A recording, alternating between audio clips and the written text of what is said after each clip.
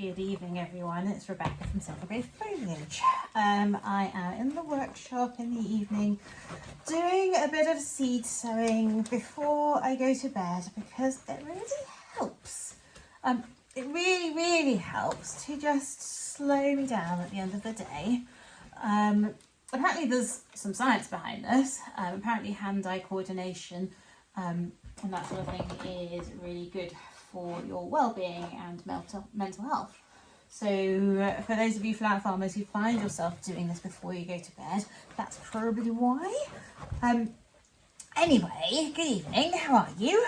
I hope you're okay. It is, what day is it? Wednesday, maybe? It's school holidays, hurrah. For those of you in school holiday heaven and hell, it is 3 meals a day, every day, and actually some lovely time with the children, which has been good. Anyway, that's enough of me whittering. I like to talk whilst I'm doing something in the workshop because it makes me feel like I'm not on my own. I'm not sure what you do when you're in your workshop to stop yourself feeling on your own. Maybe you listen to the radio or podcast, or maybe you watch some YouTube videos. If you like to watch our YouTube videos, please do subscribe to the channel. You can do that using the bell icon at the top. And if anything that I say, any of the tips that I either speak or write down at the bottom are useful, please do buy me a coffee.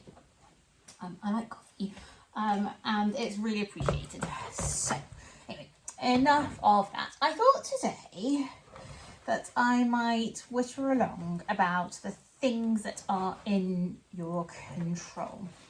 Because flower farming is one of those things where you get to April, and I think this is the sort of time that I've started to see it in social media and on flower farmers groups, some gardening groups as well, where people are saying, help!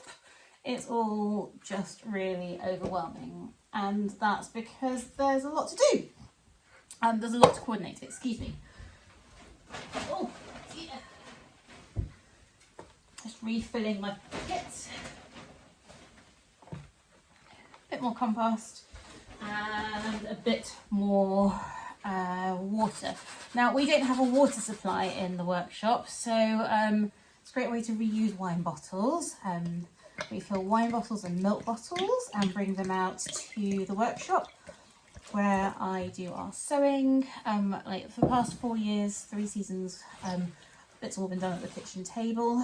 And my kids have tolerated a lot, but we now do all of that, pretty much, all of the seed sowing out here in the workshop, which is much more tolerable. The kitchen table is not completely covered in mud. There I was sorting out tulip bulbs on the kitchen table the other day. Anyway, that's not what I'm supposed to be talking to you about. We don't have a water supply. We recycle our wine bottles. That's today's random bit of knowledge about Silvergrave Foliage. I was talking to you about the time of the year that we're at, so it's April, and not everybody, but lots of flower farmers have now started to get flowers, so tulips and ranunculus and anemones and narcissi are in.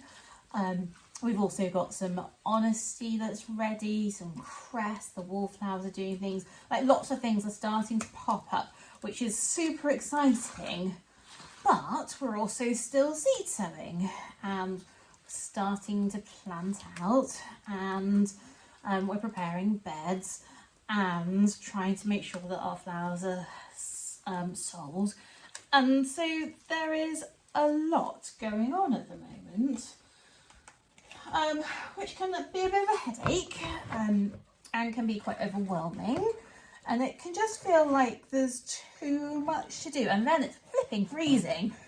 I guess I really just wanted to talk to you about the things that are definitely in your control, because we can't control the weather, and whilst we can tell our customers all sorts of things, we can't actually make them buy from us. And I was starting to feel that kind of flower farmer overwhelm the other day, and I returned to my planner because that's where I make all my notes. my Flower Farmers Planner written by us. You can buy it on our website, and there's a link in the notes. But I just returned to it and returned to my plan, and just made myself some notes on the things that are in my control. And I've been doing this a lot recently, just trying to work on the concept of perfectionism, because the perfect season and the perfect plan just doesn't really exist. I know that some people out there might tell you that it does, but as far as I'm concerned, it's just not the case. There will always be things that could have been done better that you'll want to change, or that didn't go so well and you want to learn from. So what is in our control? I think for me, the first thing that is definitely in my control is my soil health. And by that I mean the health of the soil that I'm kind of growing into at the moment. So we are using Silver Grow for all of our seed sowing, which isn't cheap, but I'm used to it. I know how it works. I know what it looks like when it's dry. I know when it can tolerate a bit more dryness. And so for us at the moment, just going to count 1, 2, 3, 4, 5, 6, 7, 8. Get one more row in. I'm going to carry on using Silver Grow. But I also mean the health of the soil in the space wherever you're going to plant into. So if that's your garden, or if that is your allotment, or if that is a field space, it is within your gift to look after that. So we've been adding manure, we've been adding a bit of chicken poo, alpaca poo, we've been removing couch grass and weeds from our soil so they're not choking our plants. What else have we been doing to our soil specifically? I've been looking into green manures. So I've never really used green manures, but this year I'm really hoping that we might get a couple of cover crops in to some of our beds. So I've been looking at those and which ones I might want to try. And they all have different benefits, and I'm certainly not an expert, and I haven't geeked out enough on them yet to give you my thoughts. So bear with me. I will do that shortly. Okay, so I was talking about our soil health. And the reason I was doing that is because we've really paid attention to it this season, because we noticed that in the beds that we looked after more, our flowers grew better. There's a surprise. So soil health is like top priority, working backwards. Rather than trying to feed once the flowers are in there, look after our soil first, and the flowers look after themselves. That's the theory that we're testing this season. And it's within our gift, it's within our control. It's something that we can do something about, helping the soil to be healthy. So we are really working on that. I'm just checking on Anthony through the window. So there's that. What else can we have in our control? Plants, our flowers, our plants that are in the ground. First of all, protecting those, looking after those. I just need more compost. Oh dear. I did yoga this evening and it was a good class. It is the Wednesday class. It is the harder class of the two that I do. So I'm a little bit stiff. Do the hot shower before bed. Anyway, protection, plant protection. So the plants that are in the ground already, whether those are seedlings and new or bigger ones, we can protect those from the weather. And so that's 2 bottles of wine down. The weather is one thing. I mean, it's wet at the moment. We're in Yorkshire, but we haven't really had any frost. We're certainly not past our last frost. So our last frost is usually kind of 30th of April, so there's a way to go yet. We just passed Easter, which is when my parents got married, like early April, and it snowed on their wedding day. So whilst it is wet and cold, frosts are kind of abating, but we're certainly not home and dry yet. So protection from the frost, and we do that with EnviroMesh, and protection from the pests, flipping pests. So any of you who follow our social media know that we currently have a rabbit problem in our field, so that is my biggest pest at the moment. We also have sheep that have had beautiful lambs in the neighbouring fields owned by our farmer. And whilst they're super cute, I know full well that they're a real pain, and apparently grass isn't tasty enough and they want to eat my flowers. So we have been bolstering our fences, making sure that they are secure for the season ahead, so that when those lambs get a bit more springy and active, we can keep them out. Slugs, well, I've been thinking about doing a garlic wash on our soil. I'm not sure about whether I'm going to actually do that this season, but it's one that we might do next season. We might start growing garlic for the purpose of doing that. We'll see. But they haven't thus far kind of reared their ugly heads too much, so we'll see what's going on there. And that might just be that we've got other things in the field that are eating them. There are lots of beetles around, and loads of birds where we grow, so it may be that they are doing their job.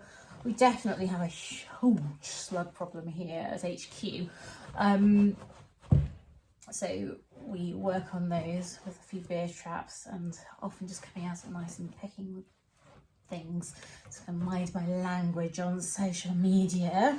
So pests is really important, and protection from the weather. So actually we use the same thing, EnviroMesh, for both jobs up at the field, and then some basic things like slug traps with beer traps here at HQ. I don't do that at the field because it's just too big.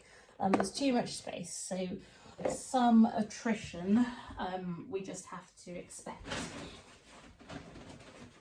I hate that word, attrition, but it's really important in the land of growing. And attrition is, I guess, those things that we lose along the way, or that lose us flowers, and just thinking about the causes for that. And lots of things that are in our control help us to lose fewer flowers. Okay, so yeah, I talked about soil health. He's waving. I wonder if he's telling me that there's some tea, a cup of tea ready. I'm gonna wait. I'll do that in a little bit.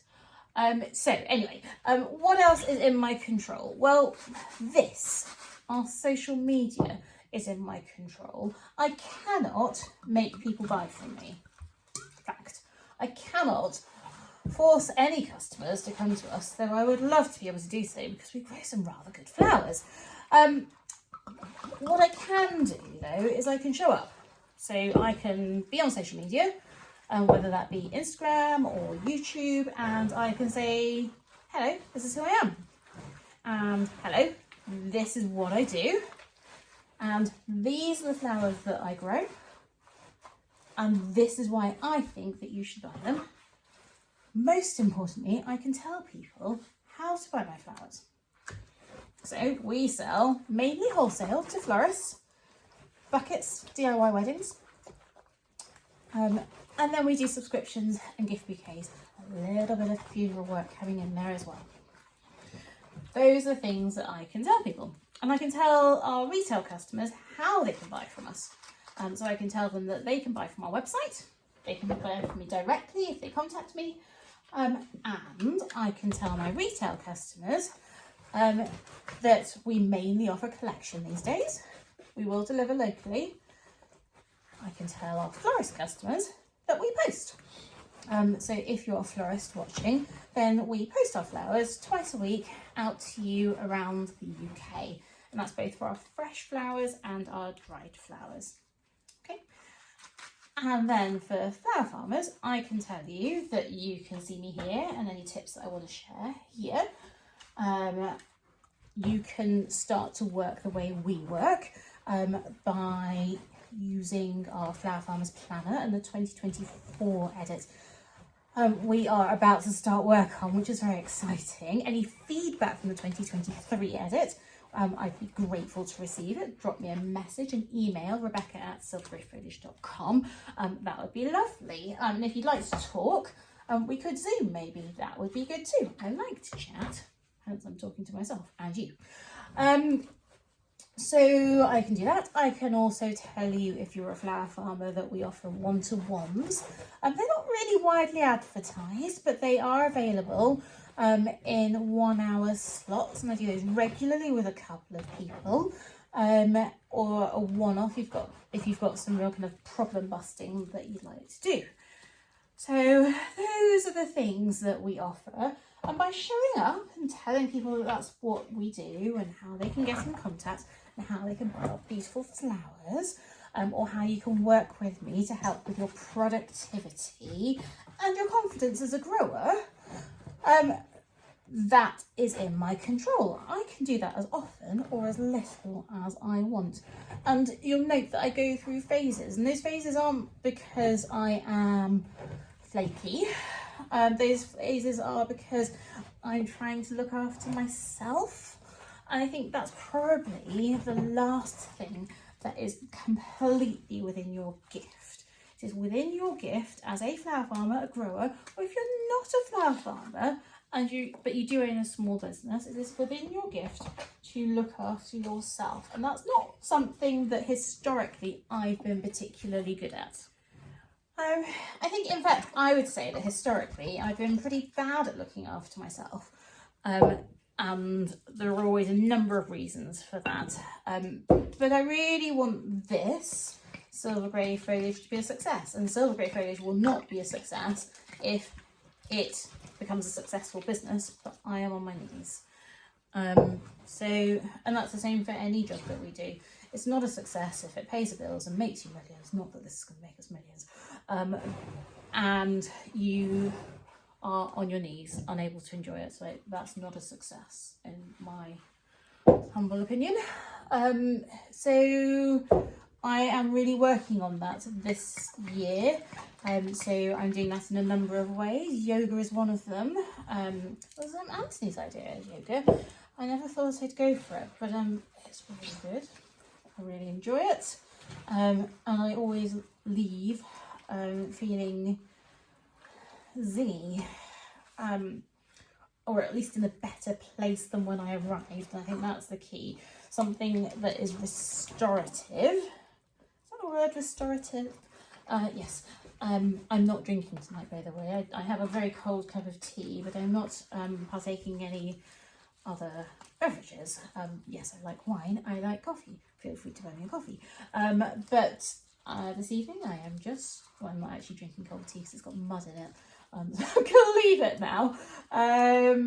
So yeah, looking after yourself is another thing that is in your gift. So that might be going to bed early, or it might be making sure that you meet particular friends that you find helpful, and that really lift your spirits, or that you have lots in common with, or help you escape your flower farming world, for coffee or for a walk, or to go to the cinema.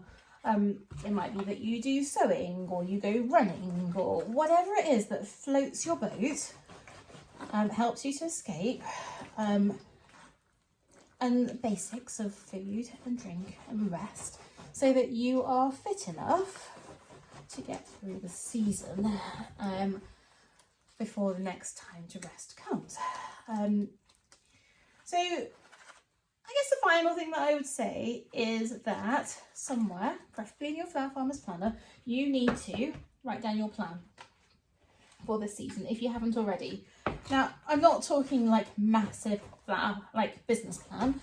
I'm talking, this year I want to sell 10,000 stems, or this year I want to sell 50 bouquets, or this year I would like to do 2 workshops and sell at a few markets. Whatever your goal is, write it down and work out how you need to grow to achieve that. Work backwards. I like working backwards. Start with that big job and break it down into the smaller steps that will help you to get there. All right. And once you've written down your plan, stick to your plan. Will it work? I don't know. You don't know. That kind of perfect planning, that perfectionism, it is not real. The only way you'll know if it works is by working it out, giving it a go, and seeing if that brings you to success. And if it doesn't, you'll have learned loads. If it gets you past what you wanted, flipping brilliant, multiply it. If it doesn't quite get where you want to go, that's okay too. Change it, learn from it, think about what could have been better. Did you need more flowers, for example? Or did you not book your markets in advance? Or did you, I don't know, need to post more regularly on social media? Or did you need to connect with your local community with good old-fashioned posters, not this social media malarkey? You know, think about how you're going to change once you've followed your plan through. But when you're feeling overwhelmed, don't start coming up with new stuff. It's not going to help. It will just give you more ideas, more things to do, and make your life more difficult. Okay. So those are my thoughts, my tips on what is in our control. Soil health, I think, is where I started. What else did I say? Soil health, plant protection, self-care, showing up on social media, and sticking to your plan. The perfectionist thing, it's not real, in my humble opinion. Anyone who tells you that their season is always perfect and everything always goes according to plan, I'm not sure I buy it. Or at least in my very real world, that's not how it works. Okay, it's Rebecca. I'm a flower farmer in Yorkshire. I've been wittering at you for a wee bit of time. I'm soil blocking, which is remarkably good, it would seem, for time to witter and to share my thoughts. It's probably the best bit of multitasking I've done in a very long time. I hope that's okay. I hope that's helpful. If you like what I have to say, the tips that I share about growing your flower farm business, or growing any other business for that matter, please like this video. Please subscribe using the bell icon at the top. And if anything that I've said along today's tips has helped you think, oh, okay, I can do this. We're not in charge of the result. We are not in charge of the results, but the amount of effort that you put in by looking after the things that we're in control of is the thing that's going to, in my humble opinion, help you get further forward in your business. If any of these things help, buy me a coffee. I love coffee. And it will help me to get more done and share more with you. Enough. Good evening. Bye-bye.